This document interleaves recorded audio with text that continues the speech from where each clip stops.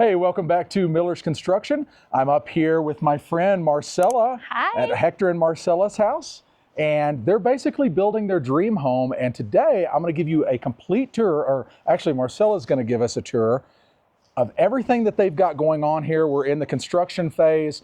Nothing is even close to finished, but we've got a lot of progress on this house, and it's going to be a high performance home, right? Yes. Super efficient. They're going to take us through it step by step. They're going to show everything that they've planned, lots of pre-planning, I'm assuming, on this house. Lots of it. Lots of pre-planning. Everything that you're going to see has been structurally engineered and signed off on, so no question marks there, but we're just going to start by taking you through it little by little. Okay, so Marcela, tell us what's up with this. You've got like a belly button or something going on here on these windows.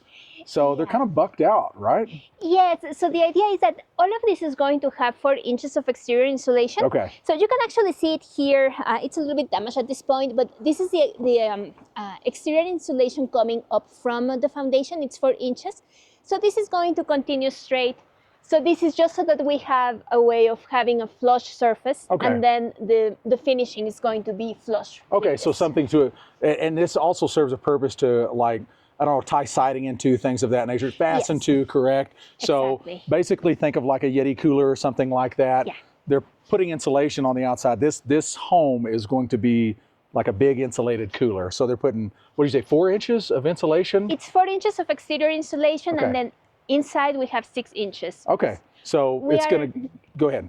Yeah, I'm just going to say we're in zone 7, so it's the same as building us in Alaska. Okay, so there you go. To be So super high efficiency in that respect. But you guys have a ton of windows in this house. Do you know off the top of your head how many? About 40. About 40 windows. And you guys went with which manufacturer for your windows? It's Panda Windows. They are very nice. We really like them. They are based out of Las Vegas. And they achieve very good U value with only 2 paints. So that's pretty awesome, and their service was just amazing. And so I like this down at the bottom where you've used some flashing membrane, some flashing tape, and you're basically sealing this up for a couple reasons, right? Well, yes, it is a weather barrier. So we have the zip system, and then we have Rosoco or liquid flash, depending on where you look on the house, to seal it here. And then this is the exterior insulation. It has a Arroyo drain, so it's a drainage mat.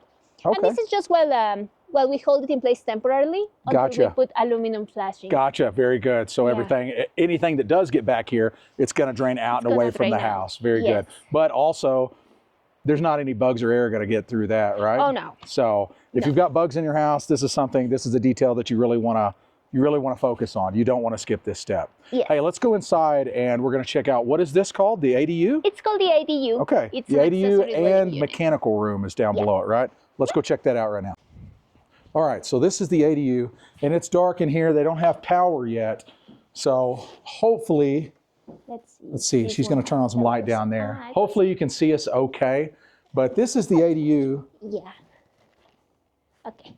So you can see in here, the very first thing that I noticed when I walked in here was all of the studs are LSLs. If you're not familiar with LSLs, it's engineered lumber, so it's not necessarily cut from a tree. It's wood chips glued together, kind of like an OSB product, but it's dimensionally stable, straight as a string. If you've ever worked with this stuff, it's awesome, but that comes with a price tag, right? It comes with a price tag. So for reference, an LSL, I don't remember if they were 16 or 20 feet long. It's running over $100 per stud. So really, really pricey. Yeah. Back when they first started introducing these, they weren't near that expensive, but now they're really, really pricey. But this is something that you're never going to replace, right? On your house. So you have to think, when you're building a home, you can replace the cabinets, you can replace the drywall and the paint, you can even replace the roof if you have to, but you're never going to replace the studs, the bones, the structure of the home, right? So you guys were looking for strength and stability and straightness. Yes, and one thing I would mention with the LSS, they are pricier, but you don't get any scrap from them, apart from the cuts you make. But it's not like cracked wood or anything like and that. So often we get trash like Wayne on the side that you can't use, and big crowns and such. Crowns, all that. You don't even have to crown these things. You just frame it up. It's a little bit, it does pay back a little bit in labor because it's so quick to nail it up. Everything's perfect. So that's a big thing. But if you look around in here, we've got some steel going on in here, and that was all spec'd by the engineer, right? It was all spec by the engineer, and if I'm going to give one tip for people building houses, if they ask you if you should use steel, say no. It's a pain in the neck to do it. And why is that? Just give us a couple reasons why. Well, for one thing, it's extremely pricey. It's the steel itself, but mostly like all the cranes and all the booms that you need to rent, Right. they cost as much as the steel. Right. So that's extremely painful to deal with. The other thing is you need people that know how to do welding, and there aren't too many out there. Yeah. And we even had cases where we call them and they say like, no, we don't work with strangers. Wow, that's something. So it's just difficult to work with, period. It's just difficult to work And the steel itself is probably quite expensive, right? Well, the steel was expensive, but it was mostly the machinery. It was mostly the machinery, the labor installing it, right? Yes. Okay.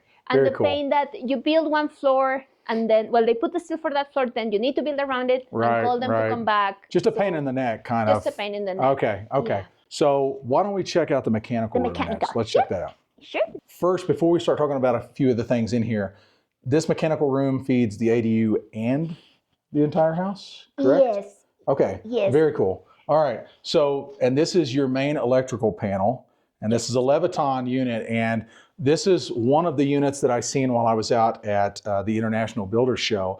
They're making them in white now. So you can see the cover is all white.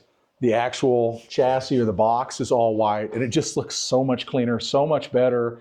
Like, why were they not doing this years ago? We've had that ugly gray forever. And I don't know, it just looks so much cleaner to me. So, yes. But it's interesting. You've got this module up here. And essentially what that's going to do is it's going to allow you to monitor the current flowing into the unit or the breaker box, but you've also got smart breakers. So you're going to be able to get on an app on your Wi-Fi, and each breaker, like for instance, if you had a breaker hooked up to, let's just say, a television, you're going to be able to see how much wattage or amperage that TV is pulling. So that's kind of cool to have that all just built in. You don't have to buy something extra later down the road if you want to monitor energy usage. So I really like that. And then you've got tile on the floor down here, so it's easy to keep clean, nice and bright white. But talk to us a little bit about this, because this is something that we seen when we first came here that was super unique. And this is all spec'd by an engineer, by the way. Can you tell us what is this? So think of this like the support for these beams. Right. And well, the idea is that these fasteners are going straight into the concrete. Okay. So instead of having a hanger, we are using the fasteners here. And this is specified by the engineer. Okay, very good. So you've got a concrete stem wall back here. Mm-hmm. And typically, anytime we see something structural hanging off of a fastener, we're thinking shear strength, and that's just a no-go. We want to extend our jack stud maybe in a home, or we want to continue that path all the way down to the floor. But there's a reason you guys didn't do that, right? Yes, no, everything has to be floated here. It's like a raft slab, so nothing can connect directly. So that's why these ones don't run all the way down to the floor. And even if you notice at the bottom, we have this gap, and that it's intentional. It's precisely so everything is decoupled. Okay, very good. So everything's uncoupled from the actual floor, because the floor, it has the ability to move if it needs to. It is a concrete slab, but it's uncoupled from, the stem wall is your foundation. All right, Marcela, I was checking out these pipes just blowing through the wall. What in the world is that all about? You got 4 of them. Is that about 3-inch or 4-inch pipes, something like that? Yes, they are. I believe they are 3-inch. So this is an interesting setup we have. So we're getting all the utilities coming into this room. Okay. We have the electrical power here. We have the water coming on the other side. And the idea for these ones is that they are going to go under the carport and they connect to the other house. So we're going to have one for all the electrical, the other ones are for water and for the radiant heat. So because you've got a carport and the ADU and the mechanical room is actually detached in a form, in a way, from the main part of the house, you had to figure out a way to run water and electric and the radiant floor heating, all of those tubes over to the main part of the house. So this is literally going under the ground, right? Yes. Like fairly deep. And how long did you say those were? They are, well, the carport is 20 feet long. So it's at least 20 feet that you're going to run wires over there to it and then go up to the main part of the house. That's pretty cool. You had to think ahead to figure out that detail, I'm sure. Yes, you cannot retrofit something like this. Right. But now you've got an easy access from the mechanical room to the main part of the house. Really cool. All right, so we just walked in the front door here. Where are we at? Is this just a mudroom, sort of? Yes, or? this is a mudroom. Okay. It's designed for a ski house, so we'll have a place to put the skis in here. Okay, very donuts nice. and all that Oh, well, you are on a mountain, so I get that. Okay, Yes. and we've got a nice little closet here, right? Yes.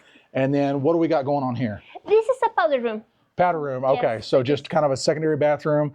Maybe you're having the Super Bowl party. Your guests need to use the bathroom. They can use this one, right? Exactly. All right, very cool. And then we've got this guardrail because this is where you're going to go down to the basement. Is that right? Yes. And we've got just a ginormous stack of polyiso rigid foam insulation that goes all the way down to the basement, which is pretty wild. This is the kitchen we're standing in? Yes, we're standing in the kitchen. Okay, cool. So you said you're going to have an island in here, somewhere right in here, and then glass just everywhere, right? And you can see that we've got this massive glass window here from Panda. We've got some steel in here. This is part of that steel that we don't like too much because of the price, but it does look cool and it is holding up the rest of the house. Yes. So right here, this specific detail, this is going to be drywall on the ceiling here, and then it's going to wrap up underneath that steel and go up this little knee wall here. So let me ask you a crazy question. Why do we have zip panels on the wall in here? What's up with that? Well, that's a shear wall. A shear wall, okay. It wouldn't have to be zip panels with the water the weather barrier, but we did it because it was going to be open for a little bit. We had them on site. We said we might as well just Sure, okay. See, but eventually it's going to have drywall. All right. So the engineers spec'd that shear wall. Was it because of earthquakes or because of wind? It's because of wind. Okay, wind resistance. And I thought you mentioned to me that he even spec'd the nail pattern and the size of the nails and all of that, right?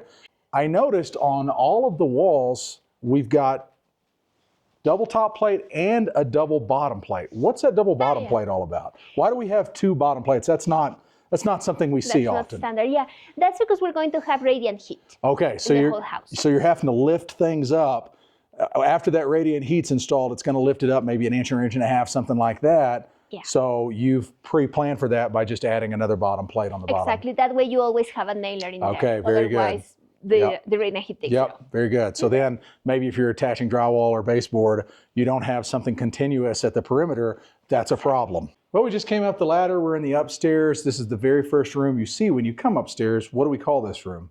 We call this the Zen room. Okay, why do we call it that? Well, it has a very beautiful view. Okay. And it's designed, we're going to have like a massage chair in here with a small waterfall. So you can look out. So we've got just a massive wall of nothing but glass because it's going to be a sliding door, right? It's a sliding door with some side lights, side lights on the side.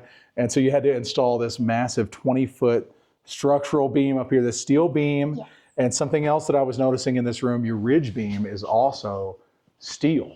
Yes. Man, I bet that was, you didn't lift that up by hand, I'm guessing. Oh no, we had to get that expensive crane. Definitely the crane again, okay. That's what makes this expensive. Right. And I'm noticing the double bottom plates again on the walls.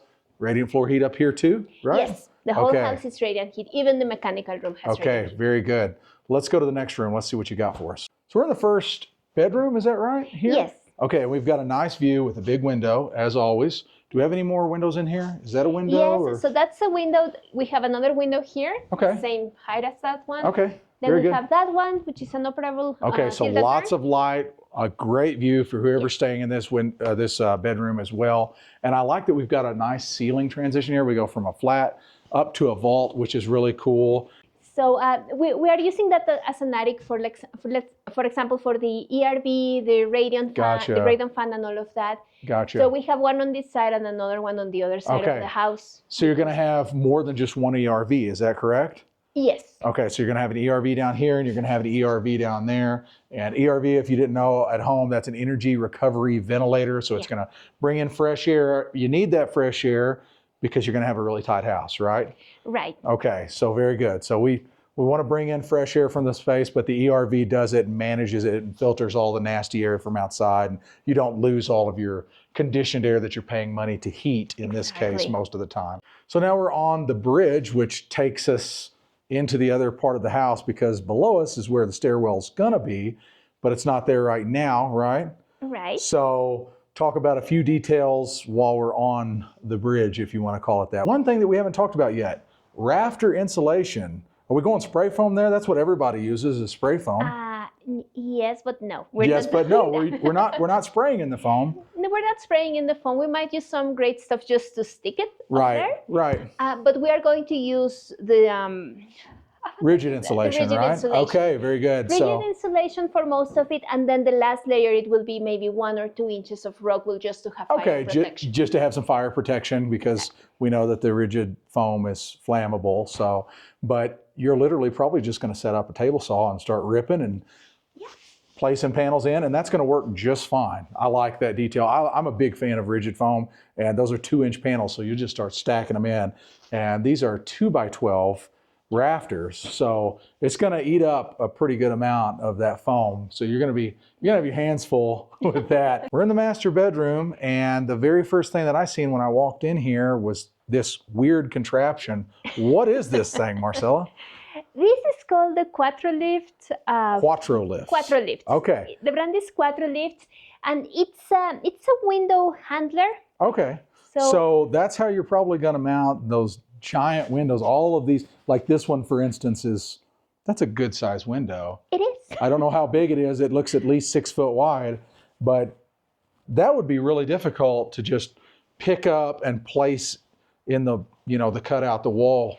Exactly. But with this, I guess these are big suction cups. Is that what's going on here? Yes, these are big suction cups. Here, you just pump them as with any suction cup. Okay. And the beauty of this one is that it can hold 440 pounds. 440 pounds. So that's a big window. All these windows, we can handle them. Wow. The 2 in the bottom, only 2 of them are a little bit outside of that range. Okay. But everything else, you can use this one to lift the window, bring it into place, and one person can do it. Wow, that's impressive. And you kind of justified the cost purchasing this thing because you've got a lot of windows, right? Yes. To install. So if you're a window installer, this might be something you want to look for, right? Yes, I was surprised to not find many people using them. Yeah. We were going to rent one machine, but it was not available in Colorado. And when you add in the shipping cost, it was just better to buy this one. Just better to buy this one. And so this one's on wheels. How do you get the window through a doorway, though?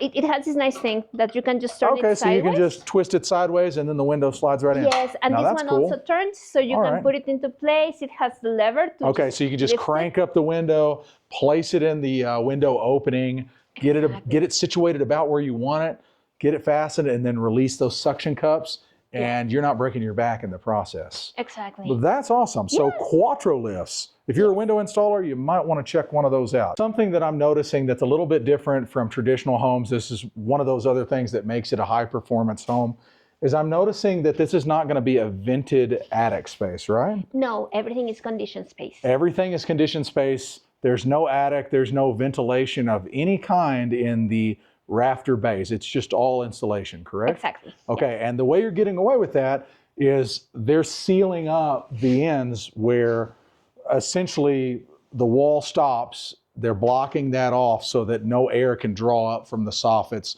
into the rafter bays like a traditional home, like a traditional vented attic assembly. So I noticed you're using like some great stuff, some fire stop, spray foam to seal all that up.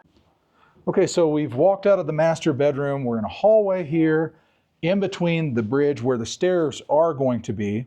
So there's just a little hallway.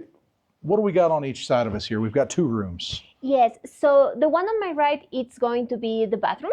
Okay, so we got a bathroom on your right side. And then over here, that is the laundry room. Laundry room, so conveniently placed in between both bedrooms. That's kind of nice, accessible. And then what's up above us? Here we have another attic for mechanical equipment. So we have the mechanical room for the big stuff, and here we can have another ERV, another radon fan, and maybe some controls for, let's say, fire sprinklers, things that need maintenance. So this is a good example of like taking some space that would traditionally be, you could call it wasted space. I mean, it could have went up with the rest of the vault of the ceiling, but you're utilizing that space to put some equipment.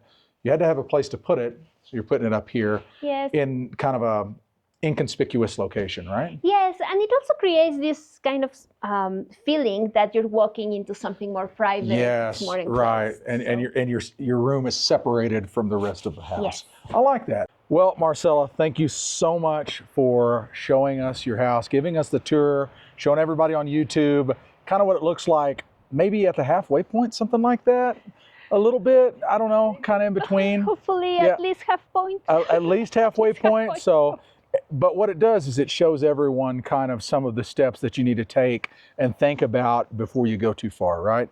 So, really cool house, high performance, high efficiency. Sorry that Hector wasn't able to be here with us. Maybe next time, maybe we come back and we film a video of some of these exterior finishes and exterior execution that we're going to go through, right? Some of the cool stuff that you got to do in a fire zone, because fires are prevalent here. You got to protect against that. And you guys are doing some really unique stuff on the outside. We just don't have time to put that in this video, but thanks so much for showing us around and checking out the video, and we'll see you next time. Maybe we'll come stay with you sometime too. Of course, we'd love that. All right. If you have not subscribed or checked out their YouTube channel, check them out at Efficient Build.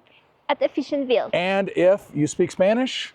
At Los Efficient Builds. At Los Efficient Builds. So kind of cool. Go check out their channel. They're showing you all the details as they're doing it. That's how I found them. I really like their channel because I can follow along during the process of building the house, which is really cool. So, and check them out on Instagram as well. Yes. At Efficient Build and Los Efficient Build. Same as YouTube, so that makes it convenient. And if you haven't subscribed to Miller's Construction, I'd appreciate you checking out that subscribe button at the bottom and click that thumbs up button. That helps me create more content just like this for you guys. So we'll see you on the next one.